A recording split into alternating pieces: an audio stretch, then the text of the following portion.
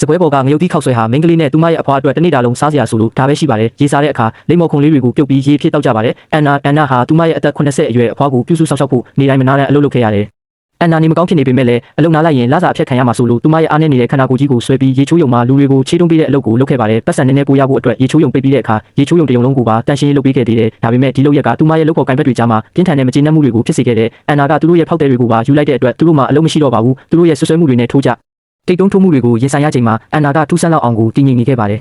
အန်နာကိုပိုပြီးကြေကွဲဝမ်းနေစေခဲ့တာကတော့သူမမှာနောက်ဆုံးအဆင့်အုံနောက်ကင်ဆာရှိနေတယ်လို့ယောဂအဖြစ်ထွက်လာတာပါပဲကုသဖို့အကောင်းဆုံးအချိန်ကိုလည်းသူမကြော်လွန်ခဲ့ပါပြီအန်နာဘဝဟာအခုဆို3လပဲအချိန်ကျန်တော့တာမို့အလုပ်ထွက်စာတင်မှုတထေးစီကိုတွားခဲ့ပါတယ်ဒါပေမဲ့အဲ့ဒီအမျိုးသမီးတထေးကအန်နာဟာကြိုတင်ကြောင်းကြားခြင်းမရှိဘူးလို့အကြောင်းပြပြီးအဲ့ဒီလအတွက်လစာပေးဖို့ညှင်းဆိုခဲ့ပါတယ်အမြဲတမ်းတိတ်ဆိတ်စွာတီးခံလာခဲ့တဲ့အန်နာဟာနောက်ဆုံးမှာတော့သူမကာကွယ်ဖို့မတ်တက်ရက်ခဲ့ပါပြီတထေးရဲ့ပတ်စံအိတ်ထဲကနေသူမရထိုက်တဲ့ငွေကိုနှိုက်ယူခဲ့ပါတယ်ခေါင်းမိုးပေါ်မှာအန်နာဟာအောက်ဘက်ကကားအက်ဆီဒင့်ဖြစ်နေတဲ့မြင်ကွင်းကိုကြည့်နေခဲ့တဲ့ငွေစက်ကူတရွက်ပေါ်မှာစားတကြောင်ရေးပြီးစက်ကူလေးရင်ပြန်လေးခောက်ကတေဆုံးသွားတဲ့သူရှိရာဘက်ကိုလှုပ်ပစ်လိုက်ပါတယ်အဲ့ဒီလေးရင်ပြန်လေးကိုအမျိုးသားတဦးကကောက်ရသွားပါတယ်သူဖွင့်ကြည့်လိုက်တဲ့အခါလူတိုင်းကရှင်းတမ်းဖို့အတွက်အကောင်းဆုံးစူးစမ်းနေကြတာပဲဆိုတဲ့စာသားကိုတွေ့လိုက်ရပါတယ်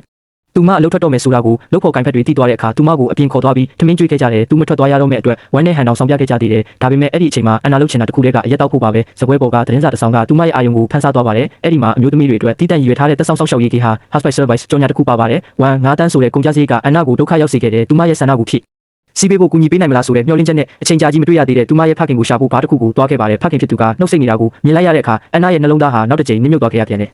အိမ်ပြန်ရောက်တော့အန်နာဟာအိမ်မှာရှိတဲ့ပစ္စည်းအလုံးကိုစစ်ဆေးပြီးပြုပြင်ခဲ့ပါတယ်။သူမခီးတစ်ခုထွက်မှဖြစ်ပြီးအချိန်ကြာကြီးပြန်မလာနိုင်တော့ဘူးလို့အဖွားကိုပြောပြခဲ့ပါတယ်။အဖွားဖြစ်သူကောက်ဆောင်ထားတဲ့အမိုက်တို့အမိုက်စားတွေနဲ့အခန်းထဲမှာပြန်ပြည့်နေတာကိုမြင်ရတော့သူမထွက်သွားပြီးတဲ့နောက်အဖွားဘယ်လိုရက်တည်မလဲဆိုတာကိုအန်နာစိတ်ပူခဲ့ပါတယ်။သူမစုဆောင်းထားတဲ့ငွေအလုံးကိုအဖွားအတွက်ထားခဲ့ပြီးဘယ်လိုသုံးရမယ်ဆိုတာနဲ့စကားဝက်ဖတ်ဆွန်ချွေးကိုအသေးစိတ်ရေးမှတ်ပေးခဲ့ပါတယ်။နောက်နေ့မှာတော့အဖွားကအန်နာအတွက်အငှားရင်တစည်းခေါ်ပေးခဲ့ပါတယ်။ကားပေါ်ရောက်ပြီးနောက်အန်နာလှည့်ကြည့်လိုက်တဲ့အခါအဖွားဖြစ်သူကအနောက်ကနေလက်ပြနေတာကိုတွေ့လိုက်ရတယ်။သူမမျက်ရည်တွေကိုမထိန်နိုင်ခဲ့ပါဘူး။ကားပေါ်ကဆင်းပြီးနောက်အန်နာဟာသူမရဲ့ခီးပန်းတိုင်စီကိုလမ်းလျှောက်သွားခဲ့ပါတယ်။အဲ့ဒီအချိန်မှာအနောက်ကနေအရှိန်နဲ့မောင်းလာတဲ့ကားတစ်စီးကအန်နာကိုဝင်တိုက်ပြီးလဲကျသွားစေခဲ့တယ်။အဲ့ဒီကားထဲမှာအမျိုးသမီးတစ်ယောက်က live link broadcast နေတာပါ။သူတို့ကနောက်လဲရတဲ့ပုံစံနည်းနည်းမှမပြခဲ့